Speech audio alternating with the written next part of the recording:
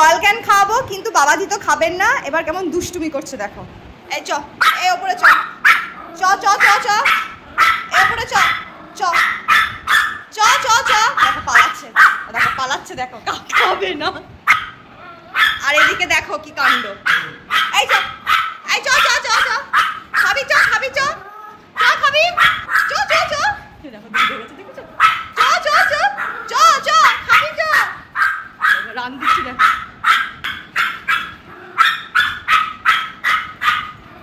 খাবি না, তোকে খেতেই হবে। এই রাই চুপ কর, চ চ। কোথায় পালাচ্ছিস?